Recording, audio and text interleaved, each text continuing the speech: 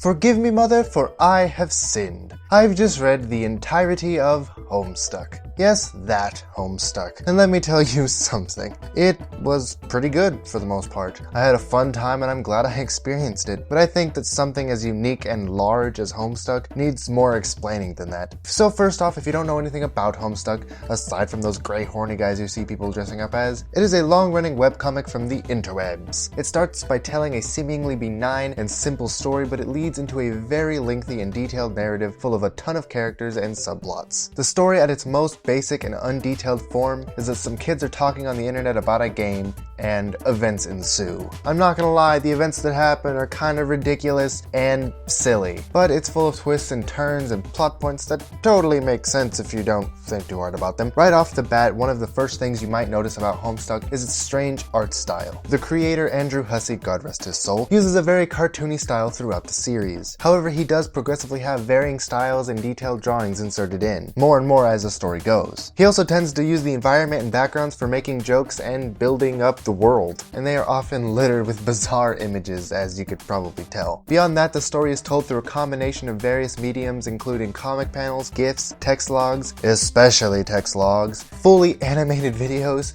and even flash games. While at first jarring, I find this method of storytelling to be unique and innovative. I've never really seen anything quite like it, and it's amazing how well it just fits the story. My personal favorite sequence was somewhere in the middle when it managed to tell 3 different stories at once through various webpage shenanigans. It was just really clever. But while I can easily praise it, Homestuck is far from perfect. While at times scenes were immensely emotional or dramatic, others were completely unnecessary and just plain boring. A few select plot elements were idiotic, some characters had no charm and didn't add anything. Even the art failed the story at times. Yet even though there are some factors that I personally would do without, I'm not sure Homestuck would be the same without them. Each piece seems to be an important part of the whole. Nearly everything has weight. This is especially evident in how foreshadowing is used in a ton of places. It is so well done that it simply makes you smile when looking back with a newer perspective. Really, as a whole, it is just a well put together piece of fiction. Sure, there are some incredibly stupid moments, and sometimes it seems that Hussie is just trying too hard to be random and different, which is really just pulls me out of it. Or how sometimes in an attempt to be mysterious and hiding information, it can just cause complete confusion. Beyond that, I could probably try and think of a bunch of nitpicks and personal gripes that I had throughout the read, but due to the story's tremendous length, I'll just leave it at it has plenty of flaws.